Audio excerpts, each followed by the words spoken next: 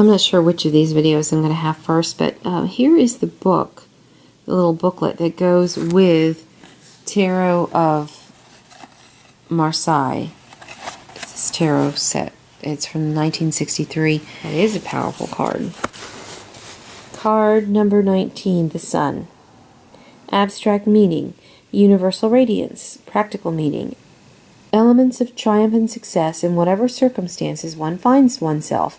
This is a very powerful card, which is in no case influenced by the cards around it, and which can be applied to all cards. Inverted, the triumph is very slightly delayed, but never destroyed.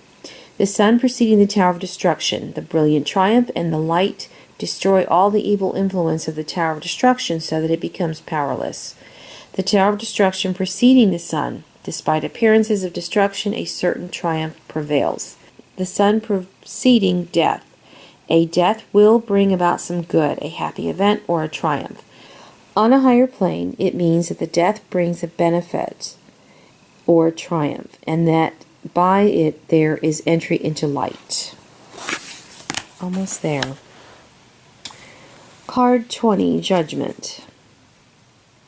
Abstract meaning, the call of man to a higher state, his tendencies and desires to raise himself above the physical plane. Practical meaning, fame of an intellectual order and having a good influence.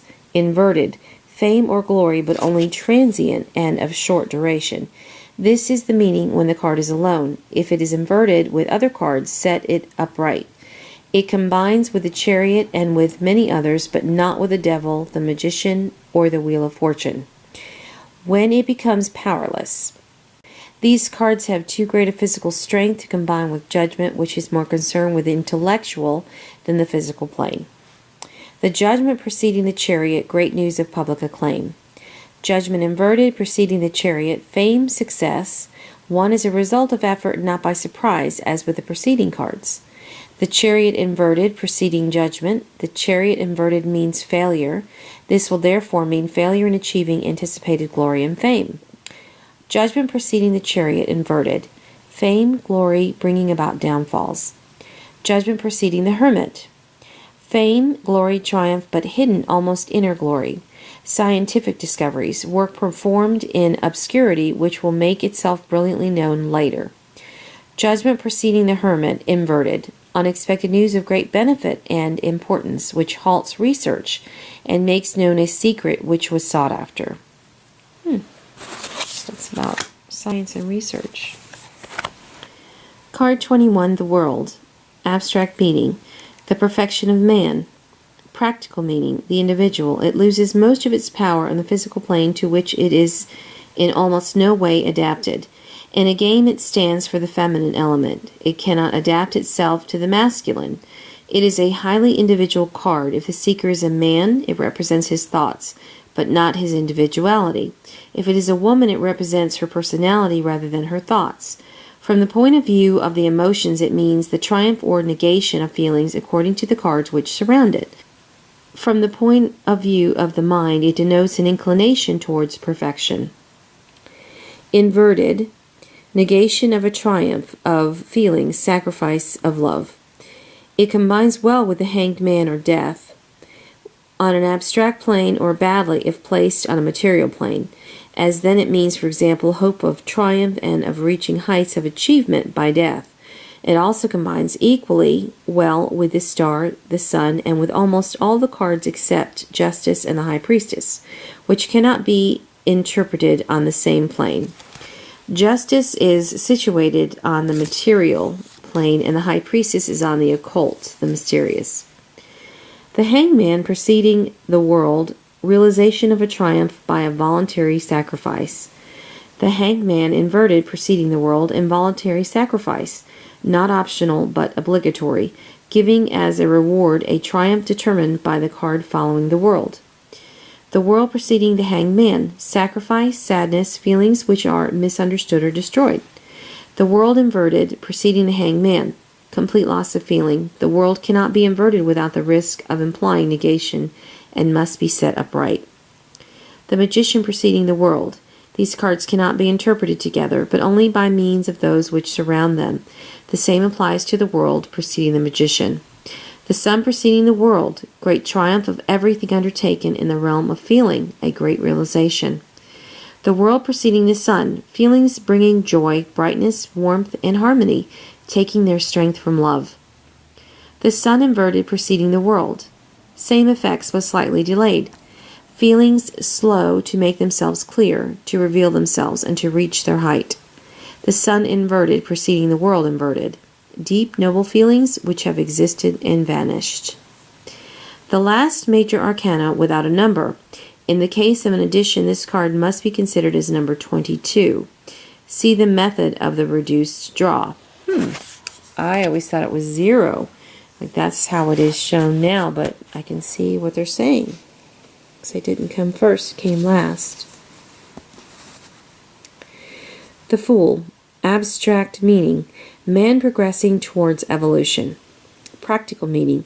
Thoughtlessness, lack of order, carelessness in promises, insecurity.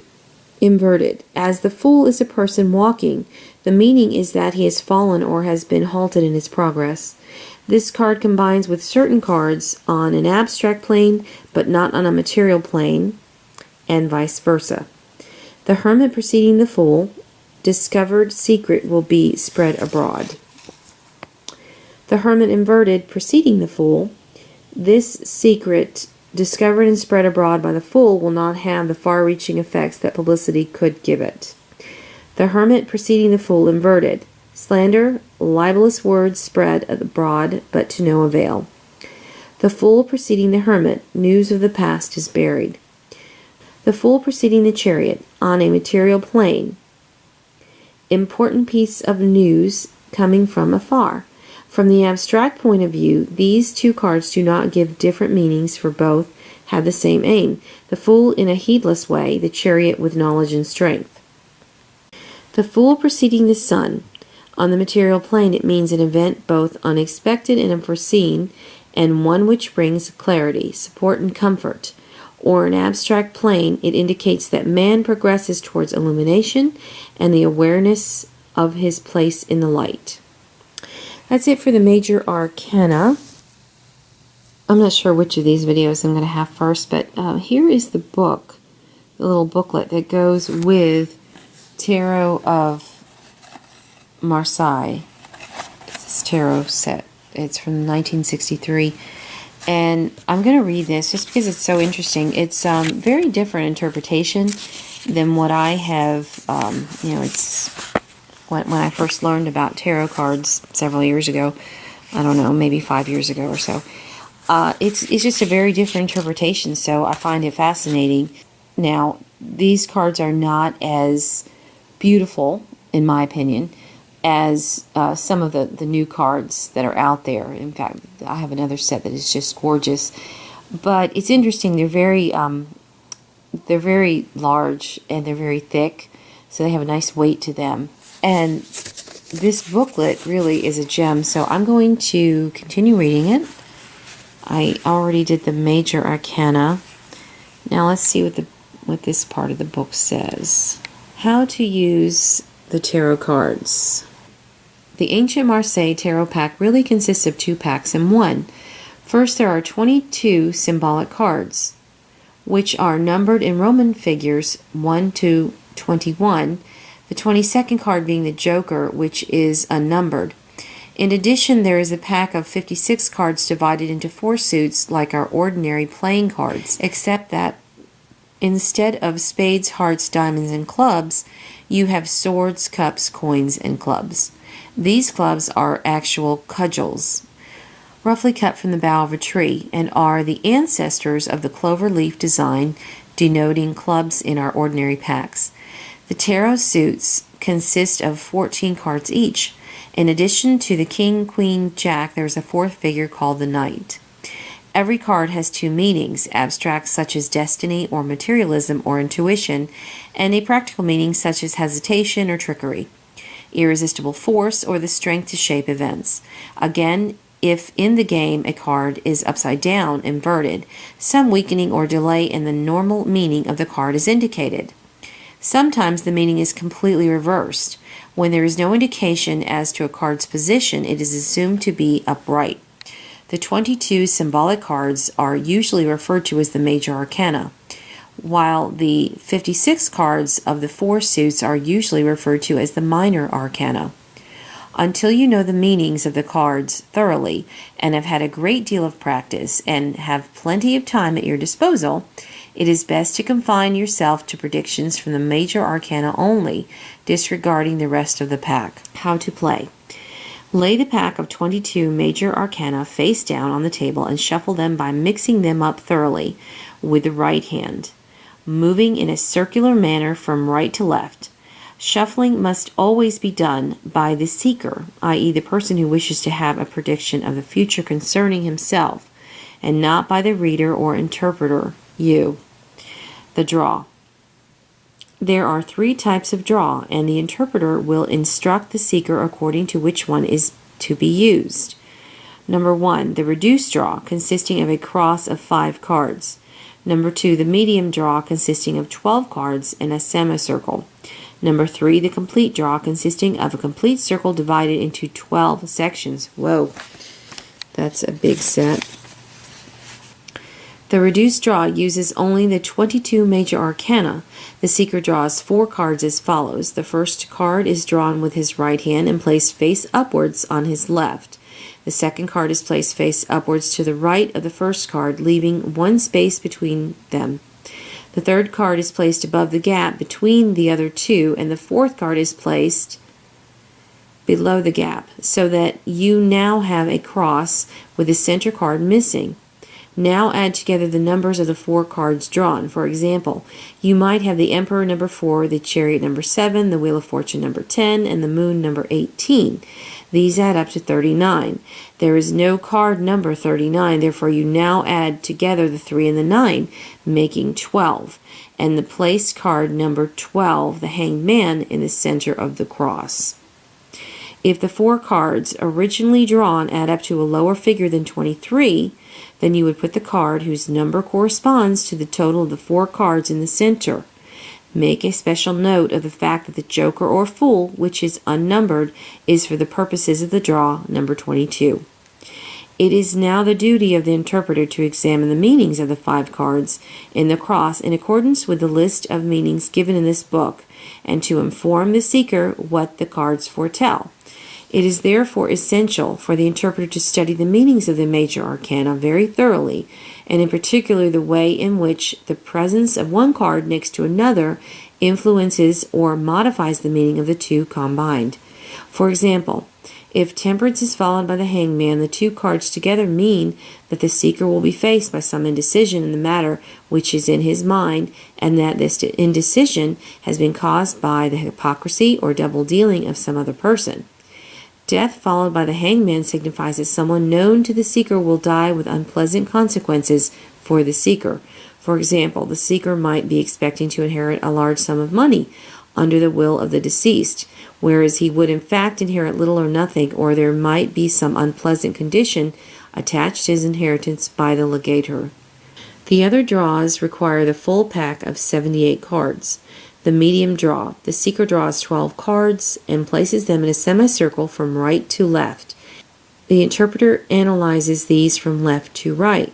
If a more penetrating analysis of the future is required, the seeker draws a second lot of 12 cards, placing them immediately beneath the others in the semicircle from left to right. The second cards weaken or strengthen, or some way modify or add significance to the meanings of the first 12. The complete draw. The draw is done in this way. The first card is placed face down on the table. It is the one of the major arcana. The second card is placed on top of it. If this is also one of the major arcana, the third card is placed on top of it, and so on until one of the minor arcana is drawn. Once the first pile has a minor card on it, the second pile to the right of it is started. This process continues until there are 12 piles, or exceptionally 12 single cards, all of them being minor, arranged to form a complete circle. In a normal draw, some of the 12 sections of the circle will contain single minor cards, while other sections will contain one minor card and one or more major arcana. The sections containing the major arcana are the important ones and enable you to predict the salient points of interest to the consultant.